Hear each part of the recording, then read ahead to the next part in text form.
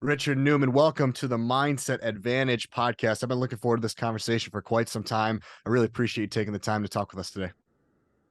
Yeah, no problem at all. I'm excited to speak to you. I love your passion and your energy for this subject. So I think this should be a good conversation.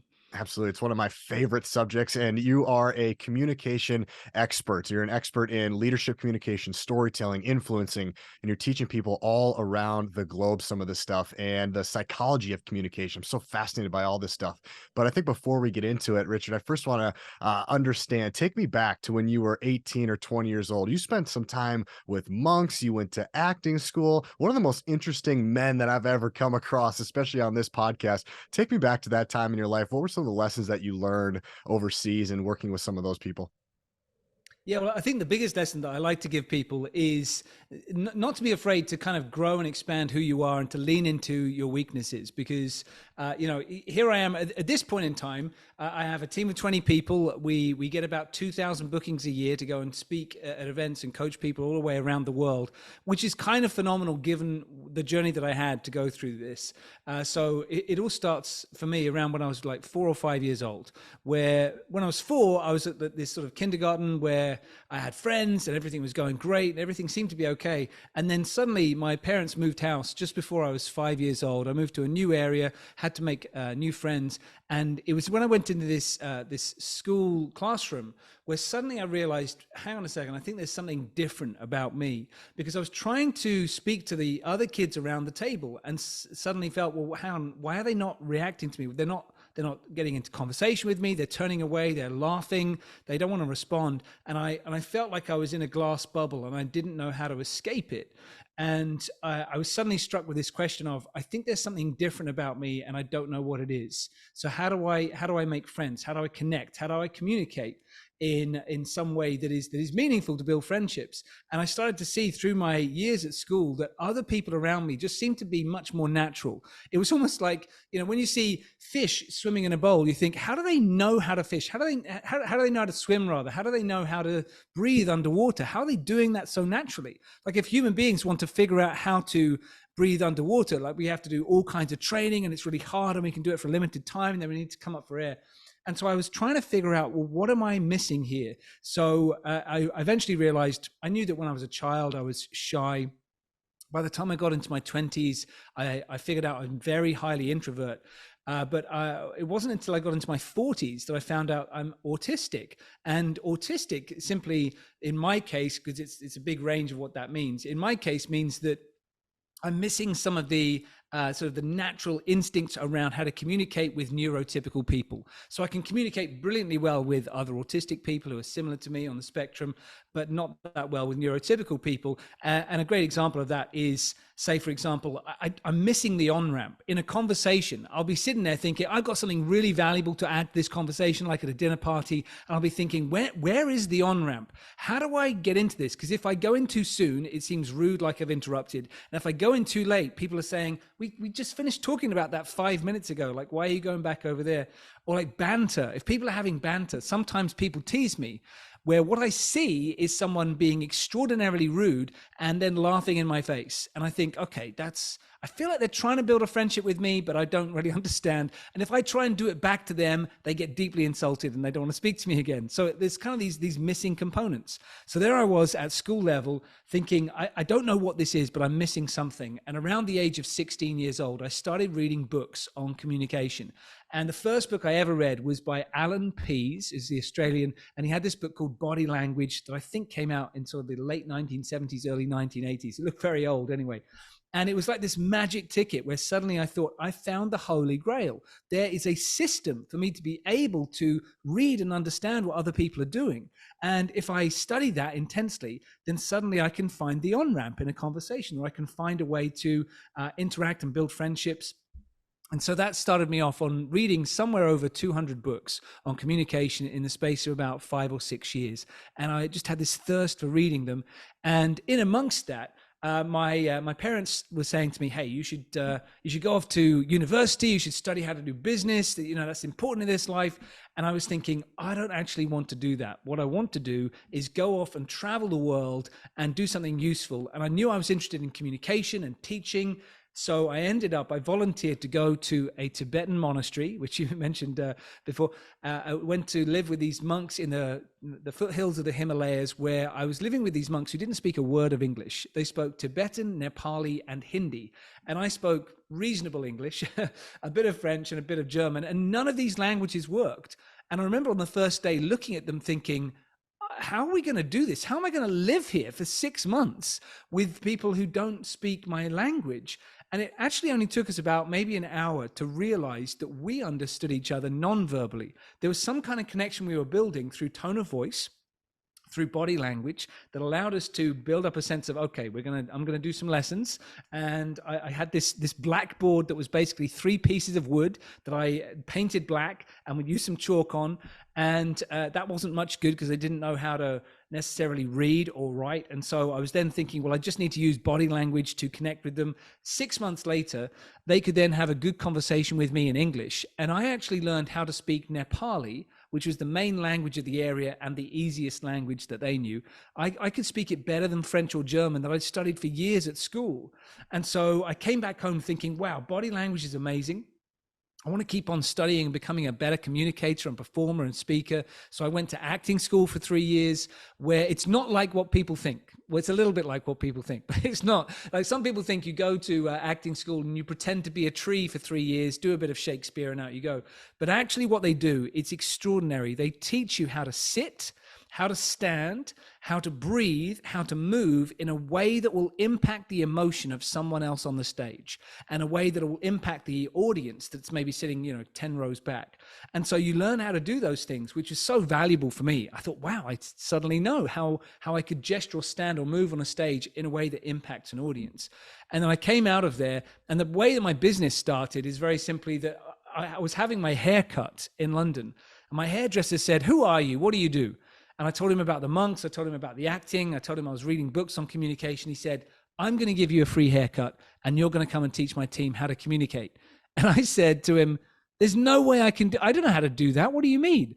And he said, "No, you're going to figure it out." So he eventually persuaded me, and I did this session for 2 hours for a free haircut. And I was teaching them body language and communication, and they loved it. And at the end of it, they said, "When are you coming back?" And I thought, I've just taught you everything I can think of. What do you mean, when am I coming back? That was it. And then they persuaded me to come back about a month later, and I built up some methodology. And then I started getting paying clients, because people started calling me saying, "I've had my hair cut today. My hairdresser was raving about this training you do for them. Come and train my engineering company," and so on. And I got a website, and it all snowballed to where we are today. So for me, it's been a massive journey of transformation, of going from being terrible at communication, like really not understanding how to communicate with neurotypical people. That was a massive bridge. And to getting to the place where now I'll stand on stage and teach people to communicate while communicating. So it's kind of this big journey. So I always say to people, no matter where you are right now, if you have a passion, if you've got a calling for going in a certain direction, it doesn't matter if you're not good at it now. It just matters that passion will hold you through all the obstacles, through all of the challenges you're going to face. I mean, one of the big challenges I face, sorry, this is a long answer to this question, but you got me inspired on something. There was one place that I came across, like early in when I had my business. Maybe I was running the business about 3 or 4 years, where I went to a party and somebody said to me, "Hey, Richard, what do you do?" And I said, "Well, essentially, I teach body language," which is what I did mostly back then. And he had a drink, and he spat his drink out on the floor when I said it, as if to say, "That's the stupidest thing I've ever heard of."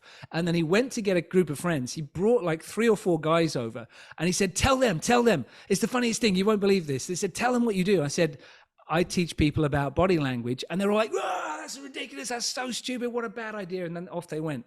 And thankfully, my passion, my calling for doing this was so strong that I thought, I don't care that they think it's stupid and ridiculous. And people laughed at me many times. I thought, I'm going to keep going. And so I've been doing it 23 years now, and have this, multi-million-pound company where we do something I really believe in. And I can see the impact it has on people every single day. And I think part of what kept me going for so long is I knew what a challenge communication was for me. And I was going to find as many people like me as I could find worldwide who had a challenge, and tell them what I'd learned. And so that's what's kept me going all this time. Man, what a great story. There's so many things I want to pick apart. I think the first thing I want to go back to is the voice in your head, it seemed like, with battling autism, and you're at the dinner party in these conversations, you're thinking about what other people are thinking about, whether it's autism or social anxiety or whatever diagnosis that you are dealing with. There's a lot of people out there that can resonate as they listening in their car right now. I think they're thinking, gosh, I have these same thoughts when I'm in public or having conversations at a dinner party. Where do you start with somebody like that? What's the advice, Richard, that you give some of these people that are having some of the voices in their head of anxiety or worrying too much about what are they going to think of me? Where do you start with something like that? What's the advice? Yeah, so I think that with that voice in your head of like, what will people think of me, and so on, it's so important to be your own best friend, and there's only really one way to get there, which is that you need to give yourself internal validation. It's got to start from there, and I think actually, from my perspective, and again, all autistic people are different, but from my perspective, what's great about being autistic for me is that I permanently live outside the box. And so I see a lot of other people living inside the box, and they're looking for some sort of validation from each other, and like, what are the social norms? And they'll dress the way that other people dress, and they'll do the things that other people seem to do. And they'll say, that's the way to stay safe. And because I've not been able to do that stuff, and I've looked at it from the outside thinking, that's kind of weird. Why are people doing that? It was maybe slightly easier for me, but I help clients, no matter what their starting point is, to say to them, you have to start as a leader, as a business owner, as someone following your passion. You've got to start with internal validation. What matters to you? And so I talk to people about their values, which I know is a subject that you're really passionate about too, where I say to them, you've got to figure out what are the principles, the lines that you will never cross, and give yourself validation, and feel a sense of pride that that's who you are and that you've lived your life that way. And to help people sort of start to figure out, well, what that might be, is it's worthwhile thinking about, if someone says to you, look, I've got an idea, this will make you lots of money and save you lots of time, and you say no, what would be the reason why you would say no to that? What would be some kind of reason? Would it be because it would be a negative impact on your family, or it might be a negative impact on your health? It could be that it impacts your honesty, your integrity. Like, what are the lines that you will never cross? And then there's a great sort of series of experiments done by David Cresswell and David Sherman on this back in 2015. They ran a series of experiments using the protocol known as the triasocial stress test to find out, what is it that when we're under stress helps us to be the best version of us? And one of those they found is that if you go into a really challenging situation, like a job interview where people are putting you under pressure, and in one of their experiments, they said to the panel, look, just like lean back, fold your arms, shake your head, and tell the person that what they're doing is just not good enough all the way through the interview. Then they split people into two, and they said, okay, for one group, they're just going to go in and see what happens. We're going to measure their stress level when they come out of this situation. For the other group, they said, before you go in, write for 15 minutes, you're going to write down about the values that you care about, that make you who you are, that you're proud of, and you're going to get that kind of strong. They didn't tell them what this would do, but it would give them a really strong intrinsic validation. And then they went into the interviews. And what they found is when they measured them before and after this interview situation, the people who had just gone into the interview, their adrenaline, when they came out, their adrenaline was spiking, their heart rate was through their chest, their cortisol was spiking too, very, very stressed. But the people who'd written down about their values, they came out the other side feeling completely fine. And there was no major change. Why? Because they had internal validation. The people who didn't focus on their values, they're going into the interview looking for external validation, for the other person to externally validate them in some way by approving, by saying, yes, oh, that's very good, maybe we'll give you the job. And this is a cycle that I would encourage everybody to get out of daily. So if anyone's listening to this thinking, well, how does that apply to me? Think about it this way. Have you ever posted something on social media and then checked it an hour later to see how many likes you've got? If you're doing that, it's because you're seeking external validation. And there are some people who start their day with that, where their alarm clock is their phone. And before they get out of bed, that the alarm goes off, they pick it up, they go straight to social media, and they check how many likes and comments they've got. And then they immediately feel bad going, oh, why is it I've only got 17 likes? I should delete this, or it wasn't good enough. And they're looking for external validation rather than thinking, I posted something that is a message I believe in, that is serving my principles. I don't care if it got any likes. I don't care if it got any comments. This is a message I want to give to the world because I believe in it. I believe it creates a positive impact. It's a message that has integrity behind it. And that's the key thing to focus on. And don't even worry if it's got some likes. Forget it. Just allow yourself to be who you are. And that's something that we really care about. We like people who are living in their integrity rather than just trying to have that photoshopped image that might get more likes or sharing a silly cat video and so on. We like the idea of people really being who they are. So that's a place that people can start from. If they've got anxiety, thinking they don't feel like they are really where they want to be in their life, and they've got a questioning voice saying, I'm not sure if I should do it. Is this the right thing to do? Will other people approve of it? I'd say approve of yourself first, like validate yourself first and come at it from that place. And I'd even say this to the point where, you know, I had a big challenge there that other people might have, where my parents were very skeptical early on. And they're very much supportive of me now, proud of where I've come, but they didn't understand what I was going to do. I was coming from a background, I went to a very good school. I had an opportunity to get into very good universities. And I came to a place where I thought, I know what I want to do with my life. I want to teach people and I want to be on stage. That's a very strong calling for me, which has nothing to do with the business, academic, like becoming an accountant, maybe financial manager that they sort of thought I was going to do. And I went to them to say, look, you know how I've got university places lined up and we've worked really hard to get there. I'm not going to do any of that. I'm going to go and live in a monastery for 6 months, and then I'm going to go and study acting in London. And acting having the lowest employment rate of any profession in the world, potentially. And suddenly they were in tears, they were shouting, they were frustrated, understandably, sort of thinking, we've worked so hard to get our child to a place where he can like safely look after himself. And now he's going to do things that are completely unsafe. And I think a lot of parents would have had the same reaction. But I was strong enough in my sense of, I know this is who I need to be. And so I need to explain this to them, and no matter what happens, I need to stick with my guns, and I need to go all in and make it work. And so I think that passion kept me going. So hopefully that reassures people. If there's nobody around you supporting you, if you speak with integrity and if you follow it with passion, then you may be able to get to that place where you can achieve those goals. Rich, I'm a young speaker in my career, and one of the things that I had aha moment listening to you, you talked about before the speech, before taking the stage, you like to focus on you and yourself, your confidence, your breathing, etc. And then when you go on stage, you flip the switch, and now your focus is on the audience. I think in one way, that's kind of what you're talking about right now, is know yourself first before we step on stage. And can you dive a little bit deeper into that? I thought that was such a cool illustration for speakers out there, pre-game, if you will, and then intra-game.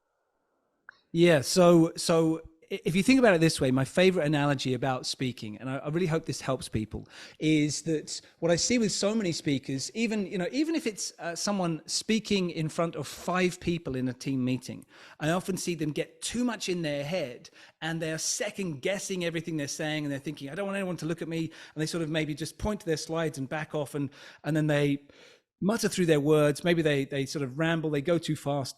They sit down and they are sweating. And I used to be in that sort of situation in class at school. That's how I'd feel. A teacher would pick on me to say something, and I think, oh God, I cannot believe anyone is going to be now looking at me, wondering what I'm going to say. Maybe they're going to tease me afterwards about what I said.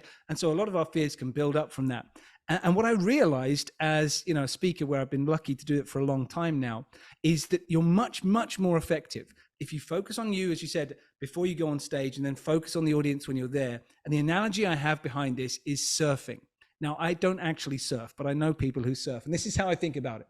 If you imagine a surfer who goes to the beach, if they're going to do the best surfing they could do, then they may sit on the beach before they go out to the ocean and just meditate and get really centered and grounded in themselves, so that all other mental distractions disappear. Because if you get a big wave coming and you're suddenly thinking, oh, did I leave the oven on? I wonder what my friends thought of my post. Forget it. You're going to crash. You're going to drown. And so you get really centered on yourself on the beach, which in my version of my profession is backstage. I will focus on my breathing. I will focus on my values, and I will meditate to the point at which my mind is completely clear. I'm in the moment, completely centered. Then when the surfer leaves the beach, they go out on the ocean. Where's their focus? It's not on them. It can't be on them. It has to be on the ocean. And they have to know, is it a still ocean or a rough ocean? What is the pace of the waves? Who else is on this ocean with me? When is that wave coming? When should I pop up onto the board? And the same goes for me on stage, is that I focus on myself backstage, get really centered in me. And then when I get up onto the stage, my focus is entirely on the audience. Where I want to know, okay, there seems to be a sense in this side of the room. There's a little bit of tension in this side of the room. Okay, slightly rough waters over there. There's much more buoyancy on this side of the room. That's interesting. And in the middle here, I've got a few people who, oh, these two, I think maybe they're speaking after me. That's why they're not even looking at me. They're looking at their notes. Okay, fine. So there's just a sense that goes out across the room. And then I need to ride the energy of the room, because sometimes I might teach the same topic, say at 10 different conferences with large audiences in the space of a month. It could be the same topic, but I teach it differently based on the energy of the room. And so sometimes I'll go out there and I get a room that is dead still. Now, as a surfer, if you go on an ocean that is dead still and you ride it like there are choppy waves, you're going to fall in. Like, it's ridiculous. That's never going to work. And so I think, okay, I need to ride this audience from a position of they're in a state of stillness. I'm going to take them from where they are to where I would like them to be. And if I build enough rapport with them, I can get the waves going. I can get the motion going in the room to the state where there are bigger waves of energy towards the end. Whereas sometimes I go in and there's a client of mine, a big travel company. They've got this sales team that are off the charts with energy.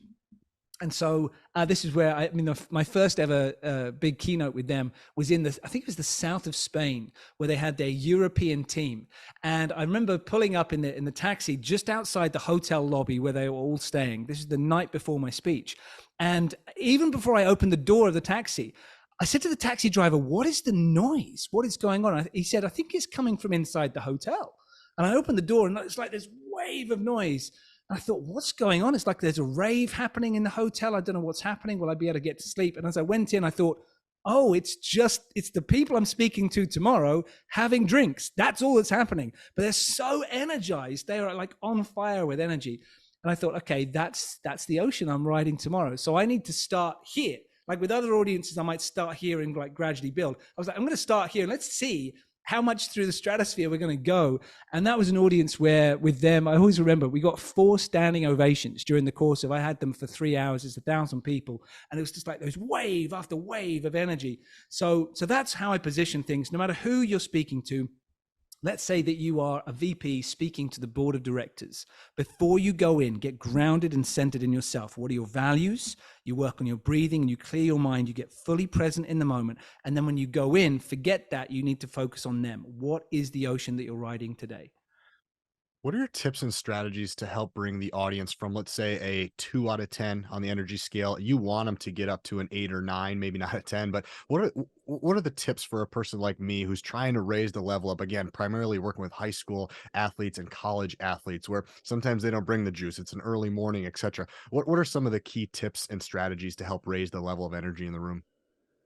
Yeah, it's a great question. So there's some things that you can do to help the situation before you arrive, and there's some things you can do when you're there. So if people ask me, if there's more than say 50 or 100 people in a room, and the organizer asks me, sometimes they kindly do, they say, what seating arrangement do you want? I always say theater style. And the reason I say theater style is where they're sort of sitting in rows of seats, is that we can, our energy is infectious and it will go up and down the rows. And if you can just get one person out of 100 or one person out of 1,000 to laugh, the laughter starts to ripple along the row because they're in rapport with each other. And so that ripple will start to go along the row. And it's much more likely to get a ripple effect from a laugh than from a frown, because somebody 3 seats down doesn't know that the person's frowning. They maybe sense that there's silence, but they don't know.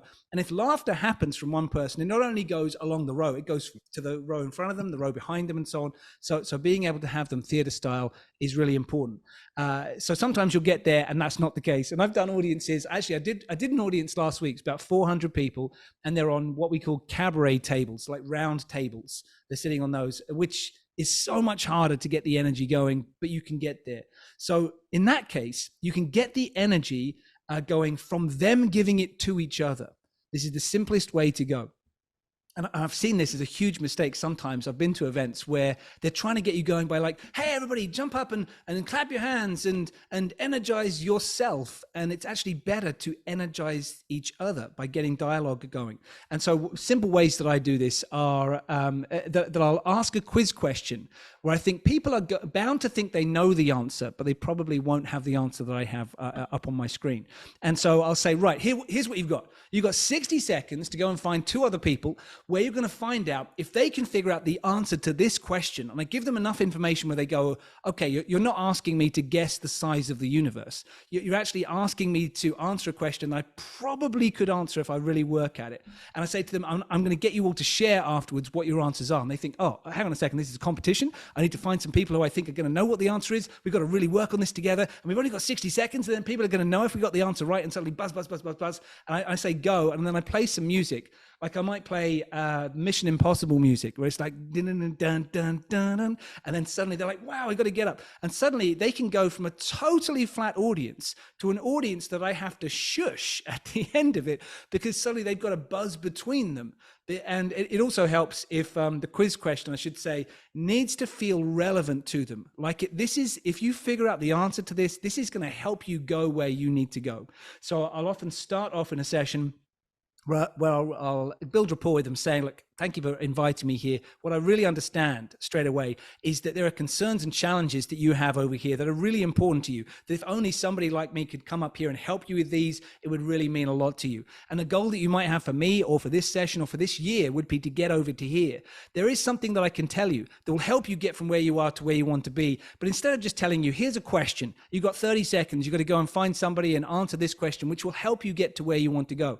And then they're really motivated thinking, wow, I've got to figure out this answer. This really matters to me. So they're generating buzz from each other. So I'll do variations on a theme of how to make that quiz work. But I'm often getting them to get energy from each other and also to participate more, because if it's me putting energy to them and hoping that energy comes back, it's harder. But if I can get them to go and find someone in the room that will give them energy, then they feel like, oh, this is my session. I'm engaging this session. I'm actively a part of whether this session succeeds or fails. Is how much energy I give to my partners that I'm collaborating with in between those pieces. So that can work really well. Occasionally, I also have physical tasks that I get people to do with me that are straightforward, that are easy to do, that I know that everyone can participate in. So I'll give you an example. I don't do this much anymore, but to talk to people about the power of body language, I used to say to them, look, I lived in a monastery where the monks didn't speak my language, I didn't speak theirs, and I taught them how to speak English just using body language. And the simple question I'd often get back was, well, how did you do that? And I say to them, I'll give you a demonstration. For the next 3 minutes, you cannot speak any English. Nobody in the room is allowed to speak any English to each other. You can't whisper to a friend, nothing. You're not allowed to take any phone calls, nothing for 3 minutes. And I will speak to you in Nepali. And by the end of those 3 minutes, you will be able to speak 10 words in Nepali and understand what they mean. And so what I do is that I will then speak to them in Nepali, but I'll get them to do things like get them to stand up, sit down, shake hands with each other. I'll get them to sort of do various physical activities. And they sit down going, wow, that was a lot of stuff. But I've guided them through it. They've all taken part. They've been moving around and being guided by it. And it feels like it's linked to what I'm doing as well. So it's like a physical participation. And the more that I might build them up to a bigger energy physicalization, then a bigger one. What I don't tend to do, what I've seen some people do, crash and fail, is if you go into like a still audience, deadly still. I've seen some speakers do this where they go, hey, everybody just jump up and high five somebody and then massage their shoulders and then take a seat. And it's just not like, what do you mean? You can't do that. They're starting here. So you've got to get them gradually to where you need them to be. So there's a whole range of things that you can do physically with them. I like to get them to physicalize. I like to get them to hear their own voice out loud during my session, do things with one person, do things with 3 people around them. And also, I tend to sometimes let them know as a final piece, I say to them, there is going to be a piece at the end of my session where you're going to deliver this to other people in the room. So in my case, it might be, I'm going to show you how to deliver a pitch. I'm going to show you how to structure a pitch. And at the end of today, you're actually going to go and deliver a pitch to somebody important in the room where they're like, whoa, okay, I better pay attention. I can't sit here and do my emails because I'm going to have to actually do that. And I want to look like I know what I'm doing. And so the energy from them, it's sort of, it passes from me looking after them to them looking after the room completely. So they're almost taking over the situation. So there's lots of different things that you can do, from sort of small scale up to a bigger scale. Great advice, great answer. It seems like the common theme is movement. Movement creates energy, right? Like even when like working out, movement creates motivation, movement creates energy. Could be the same thing with your audience. I'm going to take Yeah. some of those. Thank you. And speaking of movement, you created one of the world's largest studies on nonverbal communication. I would love to hear about it. I know it's in the book, and I think this is so powerful. Can you talk to listeners about that study? Yeah, sure. So for many years, like I read so many books about communication. It got to the point where when I was reading books on body language, I thought, okay, I'm not learning anything new at this point. I maybe get like one piece of advice from 300 pages, and I try and read and read. And I got to the point where I thought, okay, I've read what's out there, and I agree with a lot of it, but there's some of it that I don't actually agree with, but I don't have any proof for it, because I was teaching clients, and I'd be teaching stuff that was there in the research, and I'd be teaching stuff that was there in books by well-respected authors, and some of it would work, and some of it actually wouldn't work. And then so I was working with clients for a period of time to think, well, what is it that actually does work? What's getting the results? How can I coach them such that they get results from their colleagues in the room, and they get results when they go back and they do pitches? And it got to the point where we were generating results where with one client we worked with, a large construction company, they came to us and they had a 25% win rate when they were going for big government contracts, so like 1 in 4. And they were spending 18 months building up to each pitch. And so it's a lot of investment, a lot of time. And so they came to work with us. And over the course of a year, we did like a 2 or 3 day workshop before every major pitch. And they won every single time. So they went from 1 in 4 to 100% win rate. It was over $1 billion worth of business in the space of a year they won. And so we'd gone from, teaching things theoretically and practicing it. And we got to the point where we thought, we clearly know how this works now. But what we're teaching them is not what's in the books, and it's not what's in the research. It's something else that we have now figured out. And so I thought, I want to prove that this is true.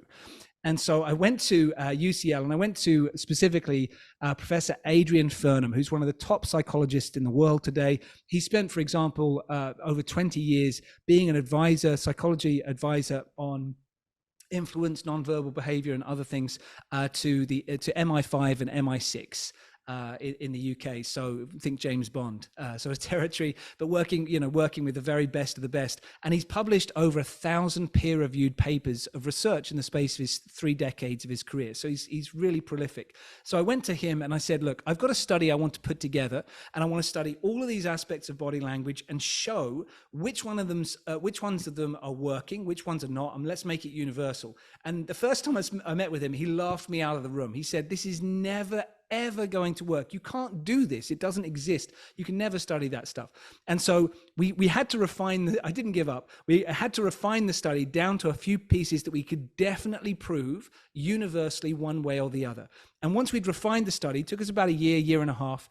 And once we'd refined it, he then said to me, look, you need to understand before we now go into running the experiment and getting the results, you may prove nothing. You may get no statistically significant results. You might disprove what you're actually teaching people and prove that what you're teaching them is doing more harm than good. And you might prove that it's like 5% effective, like what you're teaching is giving them a 5% advantage. If we get 5% or even a 7% advantage, that's massive. Like imagine finding a result that shows that you can improve the number of people voting for you in an election by 5%. That would change the course of history or change the course of the future.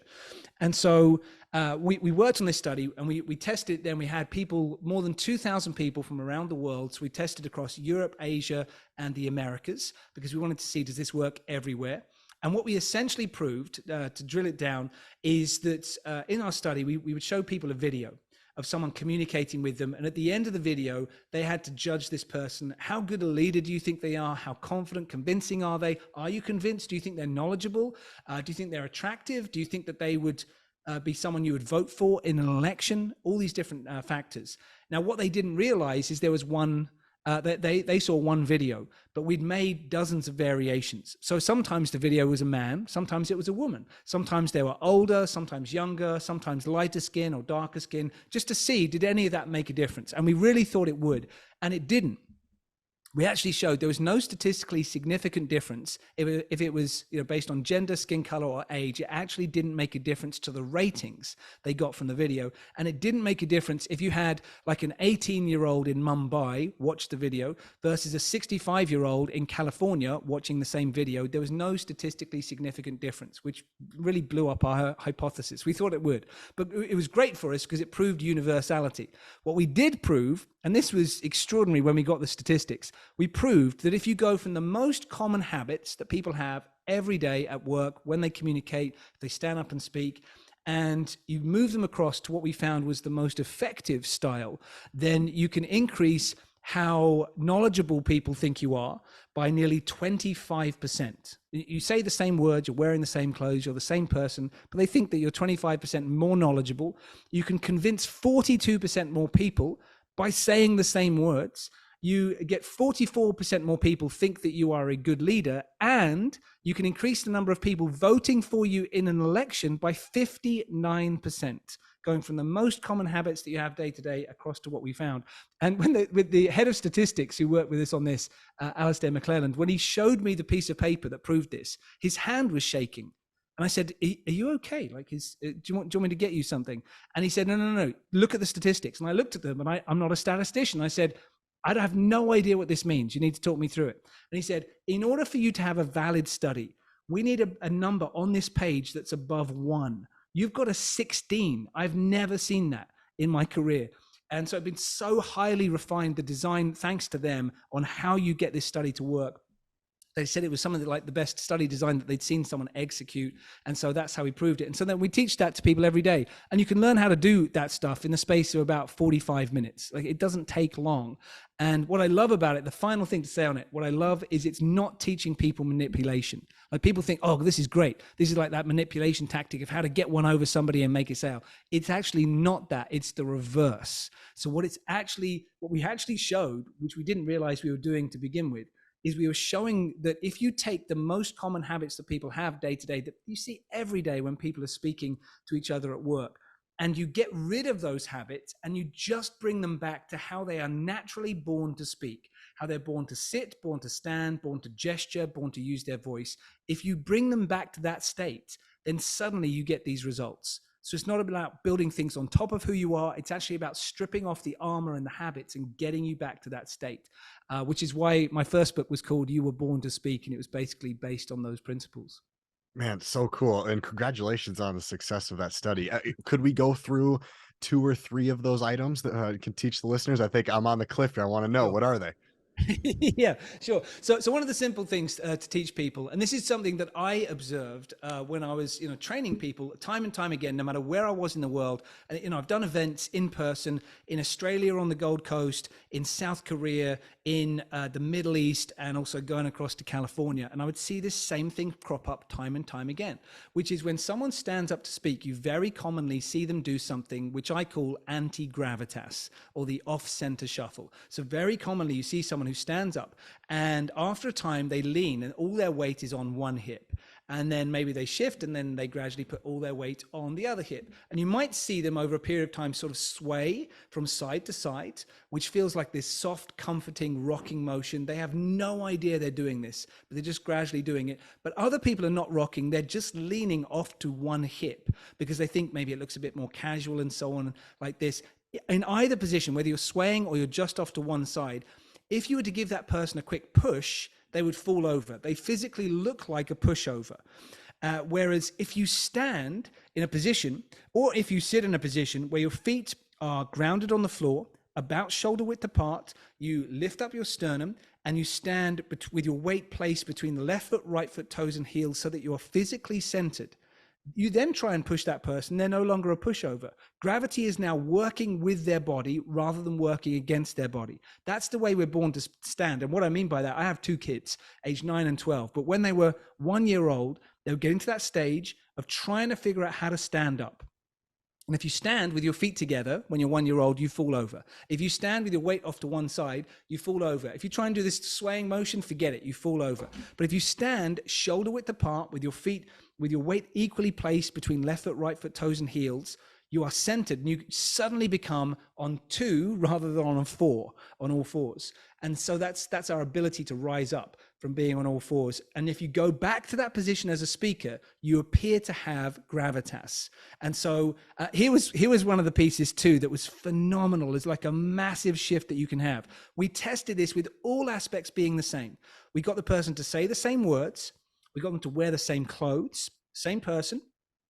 And we got them to deliver this video with everything being the same. The tone of voice, we had to work really hard on this. The tone of voice exactly the same. The pace was the same and so on. But their feet were together. Now, they were centered. Technically, they were centered because their weight was evenly placed between left foot, right foot, toes, and heels. They were centered, but their feet were close together. Then we got them to do exactly the same thing. The only thing changed was their feet went shoulder width apart. And then we said, okay, maybe go wider than that. Let's go wider than shoulder width apart, like full on rock star position, sort of owning a stadium sort of position. And let's see what happens to the ratings. Maybe it'll change, maybe it won't change. And what we found is if you go from having your feet together, which a lot of people do when they're on stage, when they're standing up in front of a group, when they're speaking to their boss, maybe they have their feet together. If you move from there and you just move your feet to being shoulder width apart. So you go from being a pushover, sorry, I hit my mic. You go from being this sort of, you've got a high center of gravity when you've got your feet together. So if someone pushed you, you're falling over. You're going to fall over just like a pole. If you have a tall pole, you push it, it goes over. Whereas if you move them just from there to feet shoulder width apart, it increased how convinced people were by the message, or excuse me, how many people were convinced by their message, went up by 32%. Just by making that shift, because physically they went from being this sort of thin thing that can easily be pushed over to suddenly being in a position where you have gravity working with you. And it's the laws of gravity working with you where people, they don't actually have to push you, but they know subconsciously you either look like a pushover or you look like gravity's working with you. So they associate weakness or gravitas to you physically from that place. So that was like one of the simple things that we did. It's so easy to teach people. And sometimes people go, oh, but the muscle memory, and that's not how I normally stand. That is how you stand when you're 1 year old. And then you develop these weird habits where you sort of stand with one foot crossed across the other one because you think it looks whimsical or that sort of thing. You see a lot of people doing, I call this the James Dean position, where they're like sort of slumped back a little bit. And they're like, hey, here's my presentation and here's my pitch. They don't want to look too like they're trying too hard, but suddenly they're in a pushover position. So you go back to that place where you were born to stand, and suddenly you speak from there, and you get those ridiculously different results. Oh, I love it. I mean, that's so great. So that's a lot of great stuff for lower body. I think upper body. I think of the movie Ricky Bobby, right? He's like, I don't know what to do with my hands, right? What do I do with my hands? When he's getting interviewed, right? And so some of the things you talk about were keep your hands free and palms up versus palms down on page 167. Can we talk a little bit about what the hand gestures should and shouldn't do? Yeah, absolutely. Like I get this question all the time from people where they say, I've got an important interview, important meeting, important pitch coming up. I just don't know what to do with my hands. I get really self-conscious. And the funny thing is that nobody has a problem with what they're doing with their hands when they're at a bar with their friends.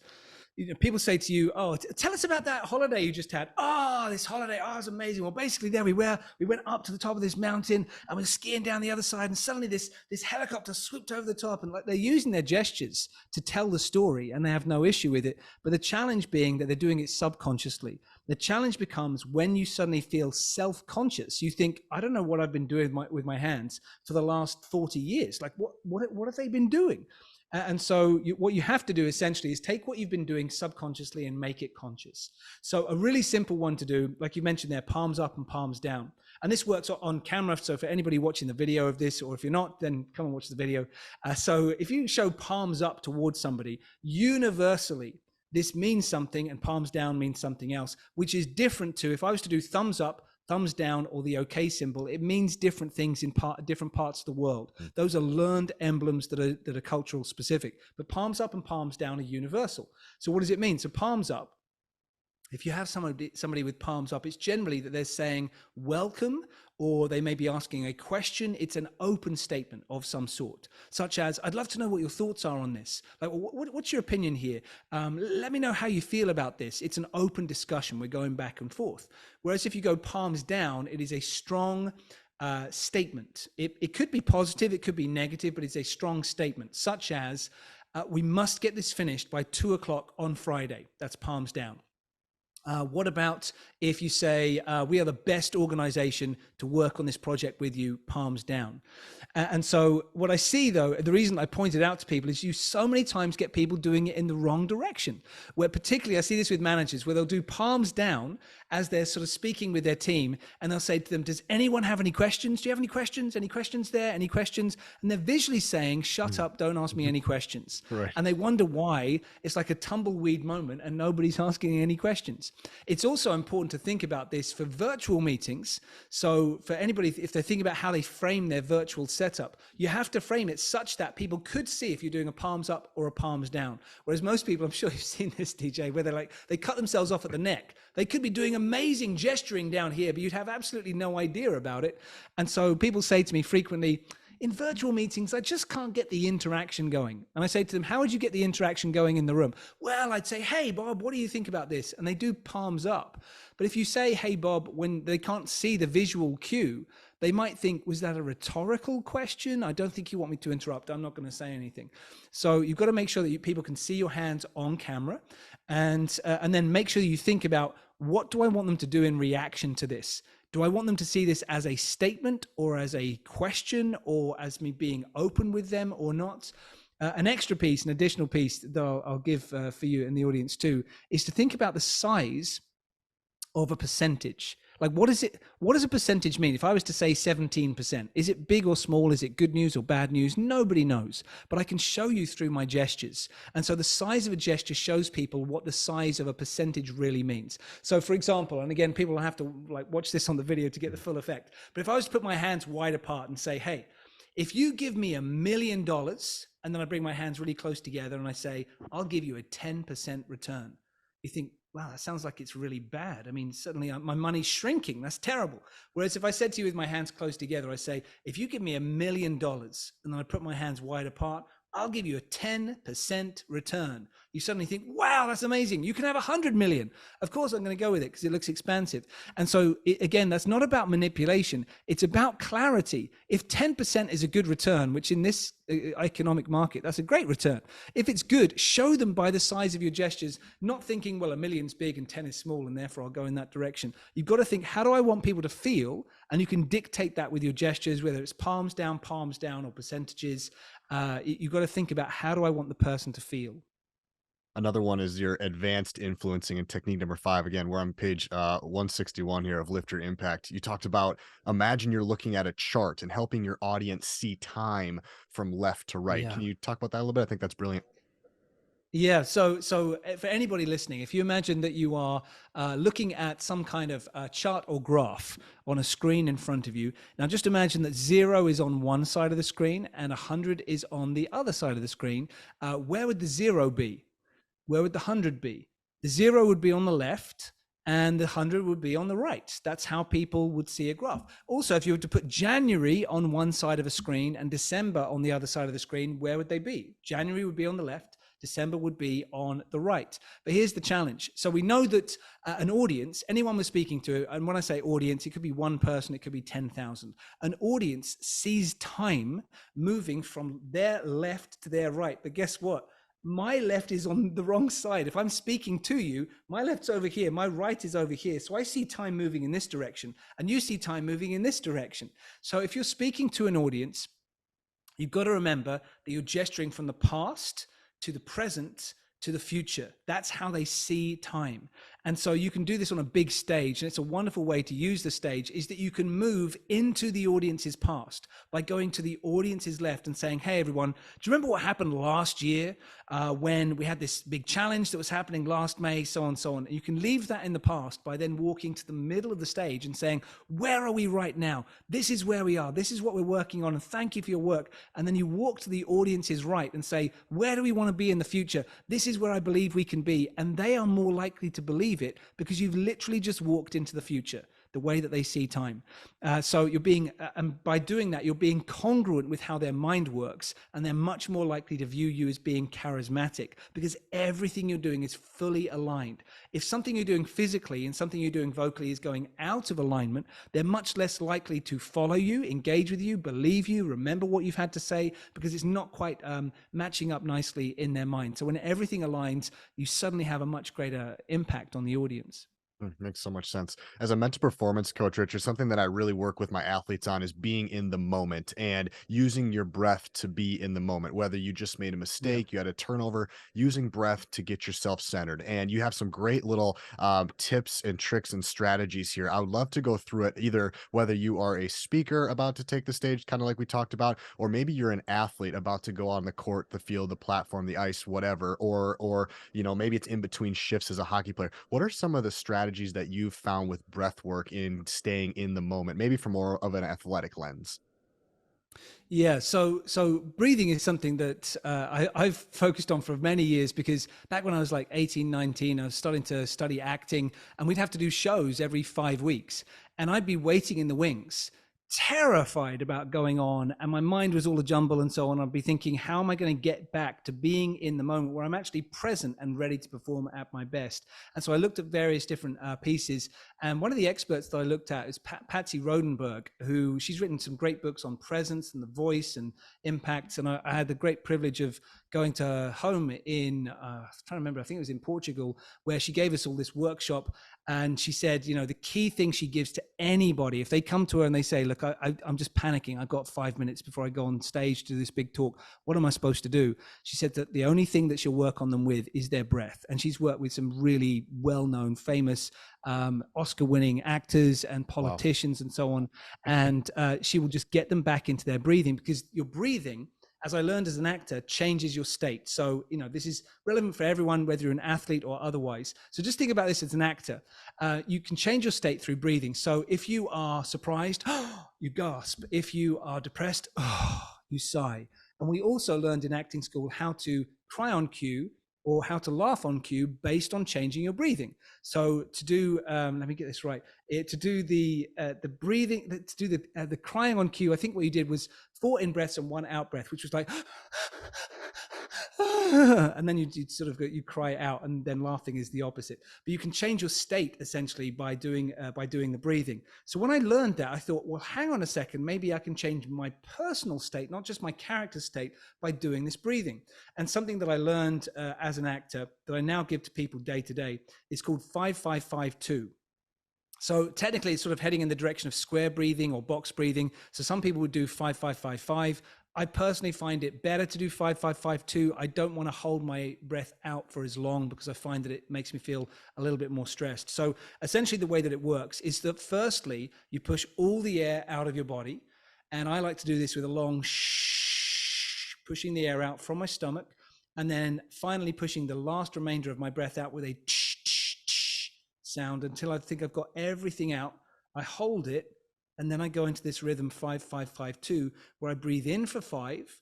I then hold it for 5 to process the oxygen. I then breathe out for 5, nice and steady, and then I hold for 2. Now, if you work on this for about 90 seconds, you're doing this box breathing, you can go from shifting yourself from the sympathetic nervous system, which is fight or flight, across the parasympathetic nervous system, which is rest or digest. And so you just have to do it for about 90 seconds. What I personally do is that when I'm backstage, is that I'll do that breathing while also focusing on my core values. So I'm getting internal validation. I'm giving myself lots of oxygenation. I'm burning off adrenaline, because oxygen chemically burns off the adrenaline in the system, and I'm achieving the parasympathetic nervous system switching on, and then I go on stage. And so athletes could do that before they are about to go and perform in whatever their event is. You need to get to a place where you are in the moment, fully present, and in charge of what's about to happen, not in fight or flight. And so if you do that breathing rhythm, that can work really nicely. There's another breathing technique to point out too, which has been popularized a lot recently by Andrew Huberman with the Huberman Lab podcast, which is just blowing up and getting millions and millions of views.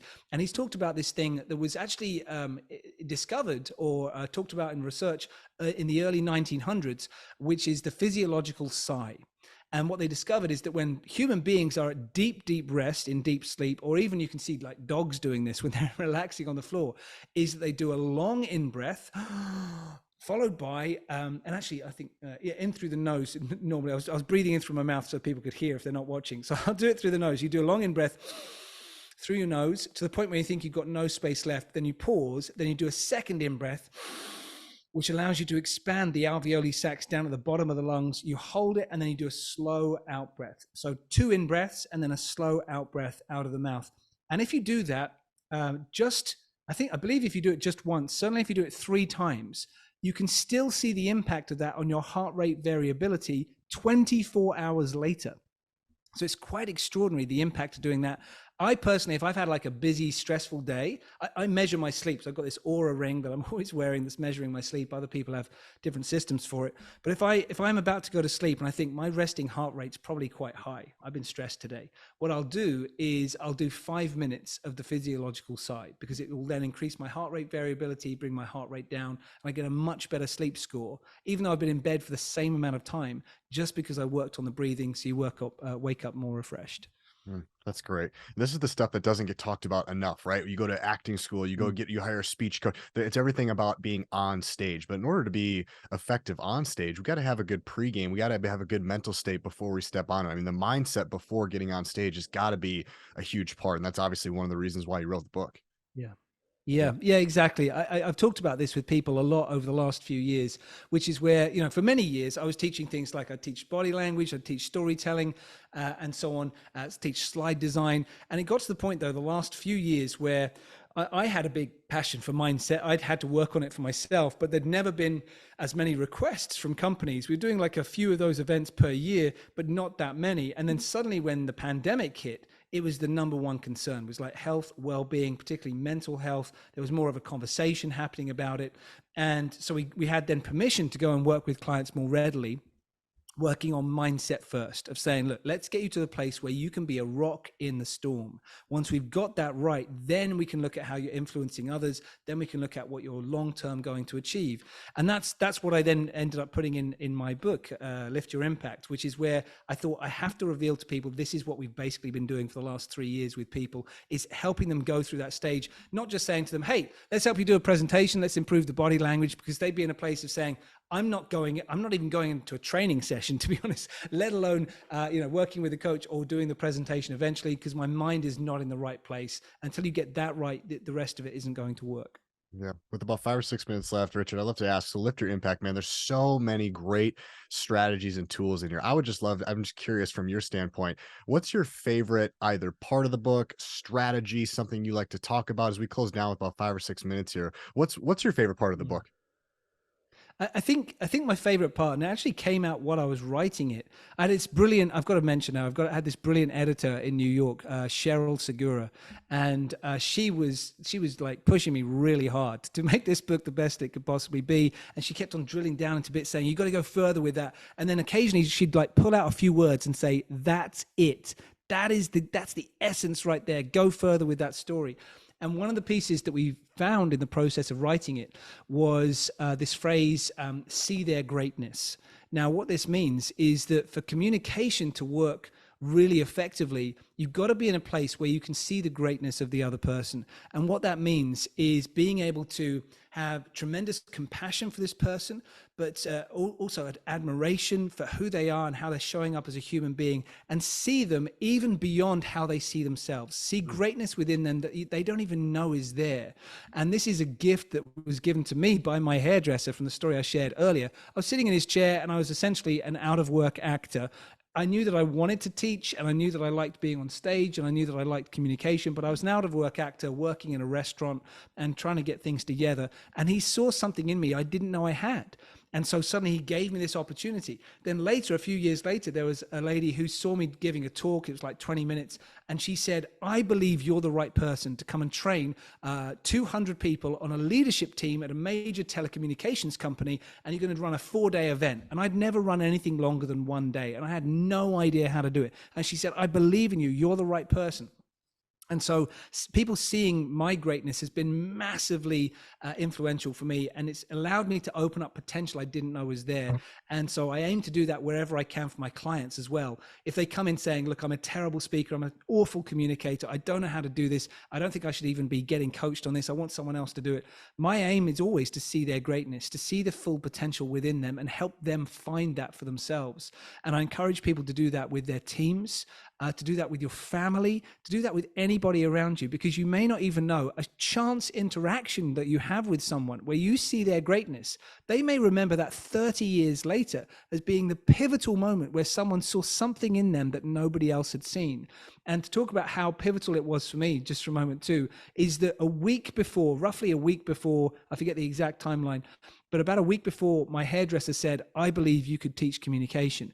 I had gone to a recruitment agency and said, look, I need some work. I need to earn some more money. You know, I'd like to do something in sales, maybe something in marketing. And they said, you're only qualified to move furniture. That's the only thing you can do because you've got 2 arms and 2 legs and we think that you could do it. And I said to them, like, I've had education, I've traveled the world. Like, what do you mean? They said, no, that's the only thing you could do.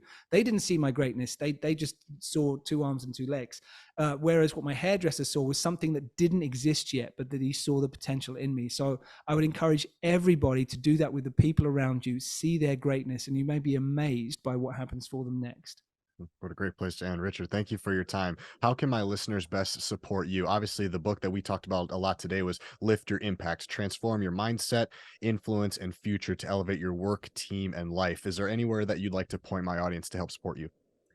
Sure. So, I mean, the book is available hardback, audiobook, which I narrated, and ebook if they want to go ahead and get that. If they're interested in working with my team with the training and the coaching and speaking that we do, then that's ukbodytalk.com, ukbodytalk.com. And if people want to find me online, the best place to find me, my favorite place to be, is on Instagram at Richard Newman Speaks. And I share like 60-second tips on there pretty much every other day. So, yeah, people are welcome to find me, connect with me, and see what we can do for them.